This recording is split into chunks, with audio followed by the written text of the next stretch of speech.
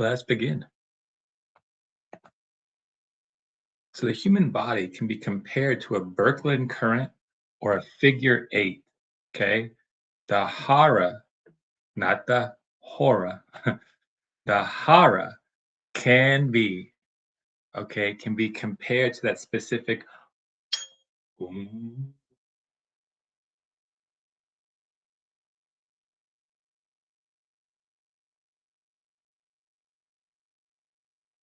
That's our own I am presence. It's a tone, it's a sound, it connects to a standing wave that travels up your spine in quantum entanglement and entrainment with the Earth's electromagnetic core, but also with your heart.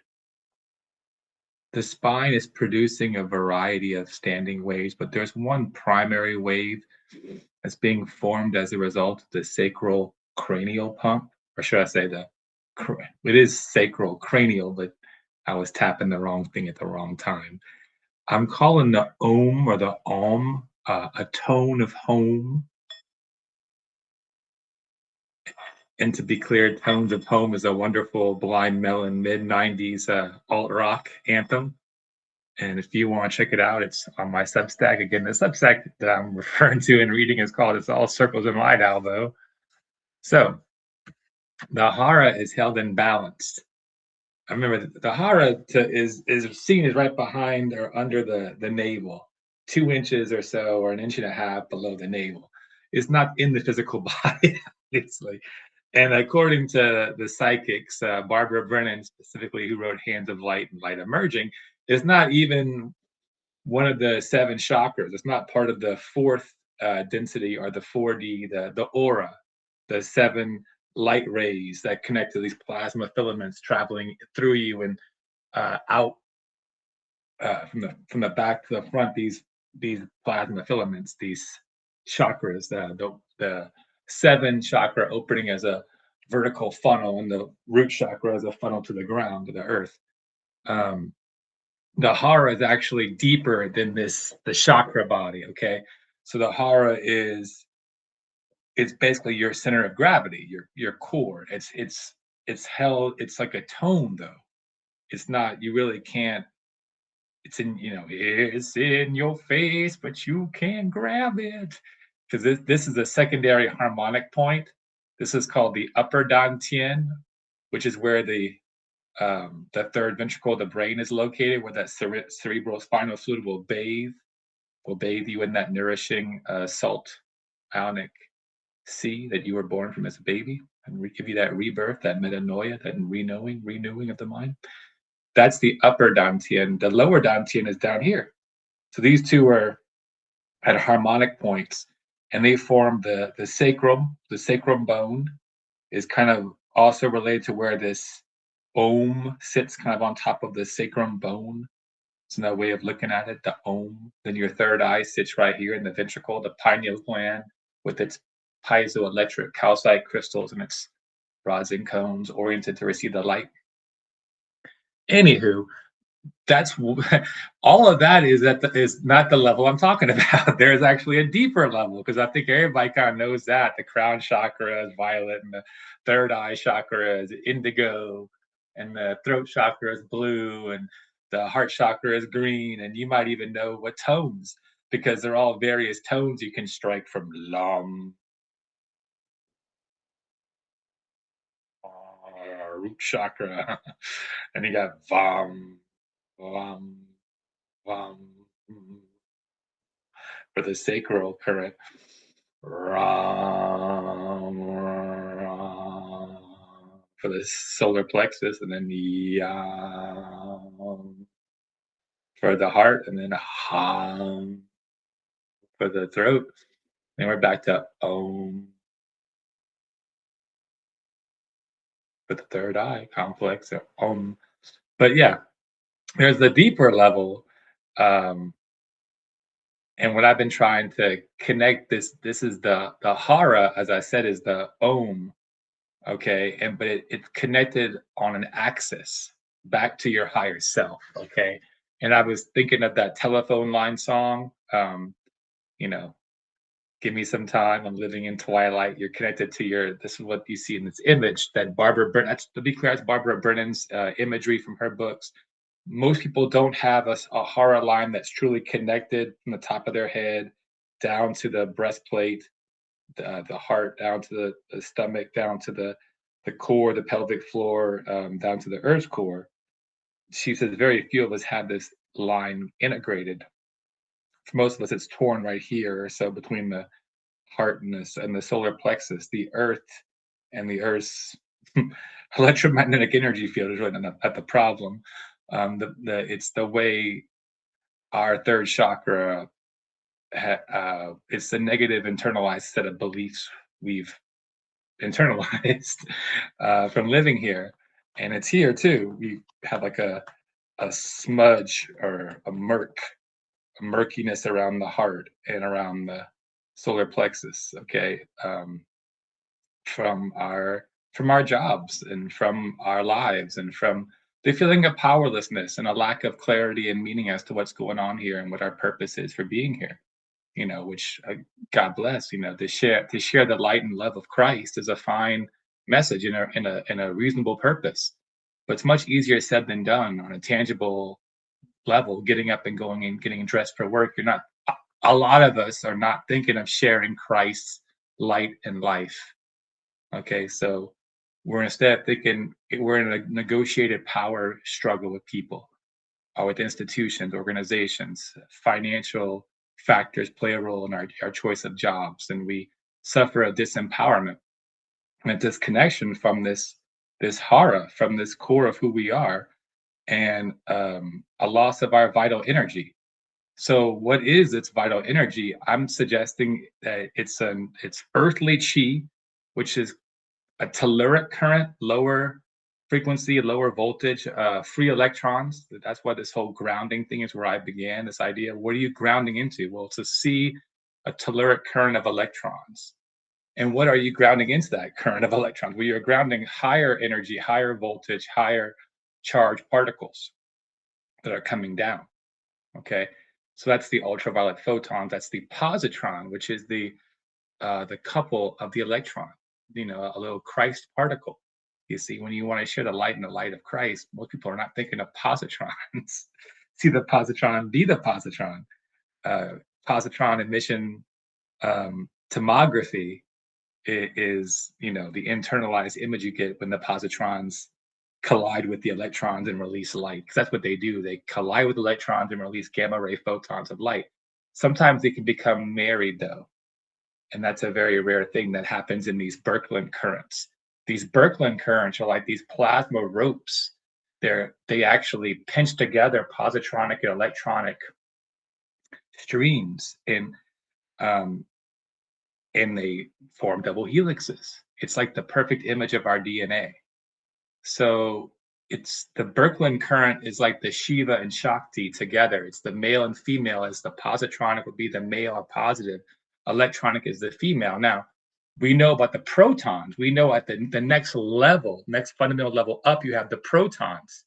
But the positron is on the same basic level as the electron. It's more of a mirror to an electron.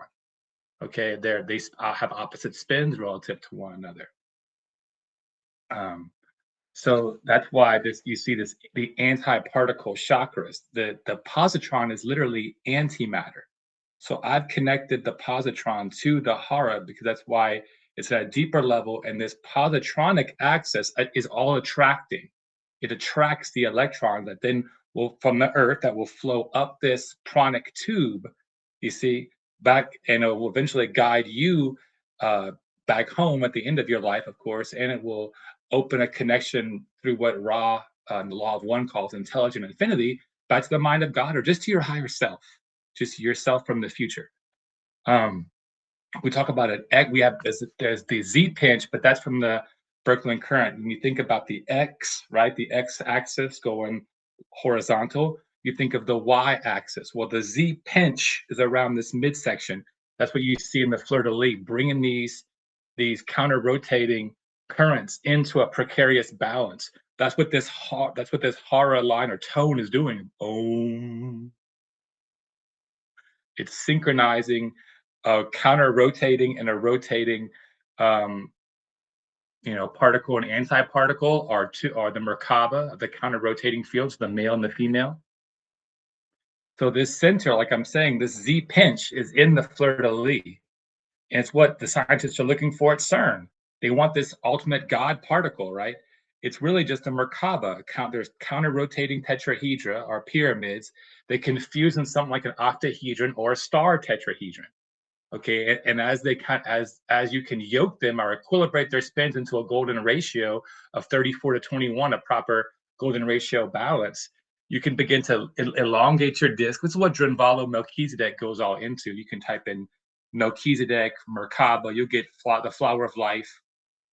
He put these books out in the 90s, and most of us spiritual seekers, if you will, have come across the Merkaba during our seeking. So it can also be seen as a double torus, like a two. There's one torus up here, there's one at the bottom, and this creates this perfect figure eight flow between them. Okay, and that's what we're trying to do. We're trying to sustain this figure eight flow of the heavenly chi, if you will, the prana, and the earthly chi, and we're like a conduit between the two, completing the circuit. And this is in turn we're getting the cerebral spinal fluid coming up our spine, up to the third ventricle of the brain, back down to the fourth ventricle, back. And meanwhile, simultaneously, you have the vagus nerve traveling also into the heart of the brain, into the third ventricle, even close enough. And then it travels. It's the only one of the 12 disciples, the 12 cranial arteries, and to actually comes down the vagus nerve. Yeah, sorry, the 12 cranial nerves. It's the only one that will come down the vagus nerve all the way to the abdomen. So that we're at one level, we're thinking of biofeedback from the vagus nerve traveling down to the abdomen, connected in the pituitary gut axis, or the brain to gut axis. At a deeper level, we're talking about this sushumna, this central channel that the electrons are coming up as they're attracted to this plasma discharge, really, of positrons and photons, which becomes this aura around you. And so there's like the double torus, and the center of all this is the hara, or the om, the sphere again behind, before you get carried away up in the brain and kind of lose the gravity that connects you to the earth's core, to your body, because gravity is love. Gravity is the force of love. That force you to the center of your being to the center of another being. That's gravity. That's love. It's attraction, right? At a different level, we think of attraction as being electromagnetic. We don't, but there's different forms of attractiveness. Anywho, the hara, the om, is the center of gravity for the human energy field. It is held in place by those 7 chakras. There's 7 chakra seals, but the seals are on the plasma filaments, these more like plasma tubes. The internet's a series of tubes. These 7 tubes, because you have 7 rays passing through you, and these rays are like we kind of stack a sort of plasma on top of it, and that's what comes out of us. And we can actually reach for other people and try to grab them with these plasma cords of our intentionality, which all comes back from the hara. The hara is where our intentions are born from. And in most of us, it's slightly off center. It's slightly over to the right. We're slightly more aggressive and assertive than the Holy Spirit means for us to be. So we have to return this hara back to a central point along the spine, a center point where it's equally connected to the female aspect of us and the male aspect.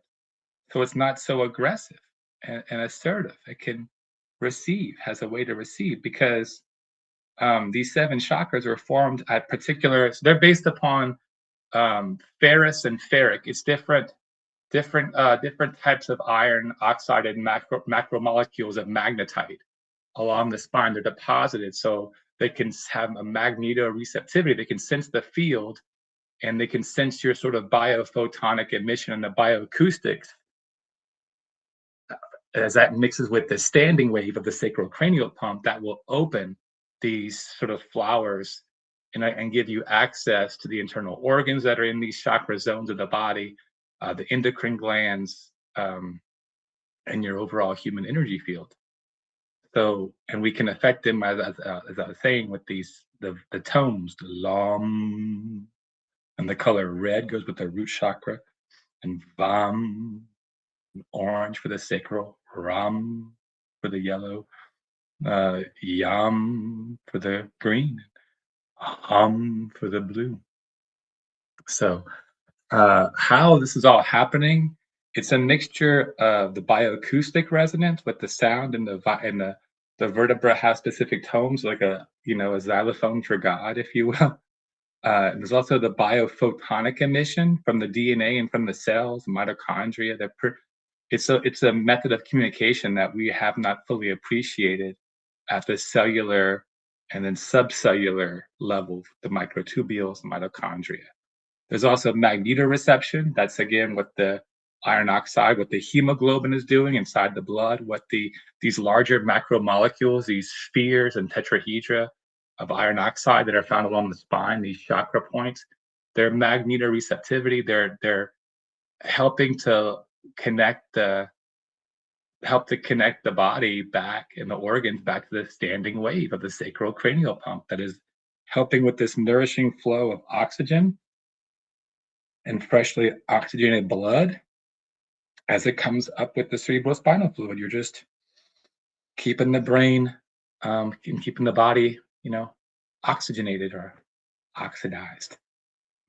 Yeah, it's the ox redox reaction of the electron sharing with the oxygen that's actually and the iron. It's actually kind of doing all this, but I never learned the chemistry behind it, so I can't talk anymore. Because I slept through Miss Eibling's chemistry class at Laugh Get High in 1997. I would just take a nap. I never understood oxygen redox, and I knew it would haunt me. um, so anyway, looking at that Sri Yantra image, that Bindu is the Om in the very center and the very top of the Om symbol. And I believe you have the positrons and the electrons. You have these different waves, and you have these energies converging, and they're held in a balance all by this tone. Okay, and so the Om or Om, when we say OM, but really the common way it's meditated is when you breathe in. As you breathe out, you go ah.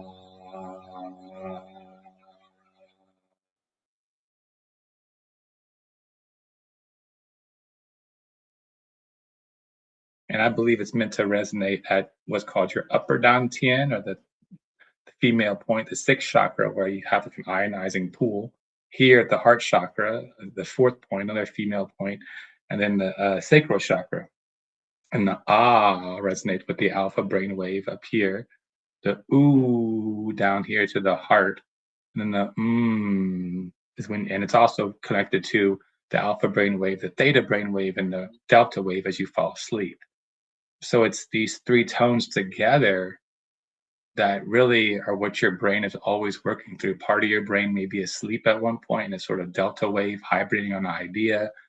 Another part of your brain could be in that theta wave, locked into that cerebral spinal fluid coming up, in a kind of a daydream. And then another part of your brain could be at the alpha state and just a calm receptivity and full awareness, but no conscious thought.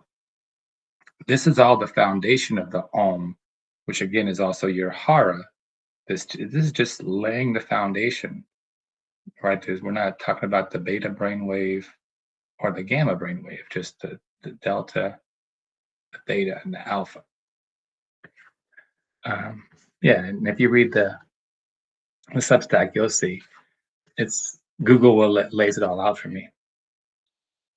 That's a good place to kind of leave it today. It's really enough to meditate on. I'll just continue with my Substack, reading it to y'all because I need to unpack it myself, and I can only do so much in one day while keeping that joy and juggling, if you will, keeping in the balance these three brain waves and keeping my Hara from going too much towards the right side as I try to compact the information and compress it it's inherently kind of an aggressive act. And I don't want to have a resentment toward this information or towards an audience or towards myself for not being able to compress it fast enough. That's completely an artificial construct, the timetable of how fast could I get this information out to people? How fast would I want them to receive it? And how fast could they digest it once they received it? And most of these are parasympathetic acts. And that's kind of the other bit of this. Focusing too much on the sympathetic axis of the central nervous system will overload the circuits. So you have to kind of get that biofeedback from the vagus nerve down to the parasympathetic, that rest and digest reflex. Once you push forward enough for one day, it's time to rest, reflect, rest and digest. That's the parasympathetic, return to the ground, sense the pooling of your energies, um, and prepare to store up and potentiate your chi uh, for another day. So all the best. We'll leave it right there with the Buddha of the Basin.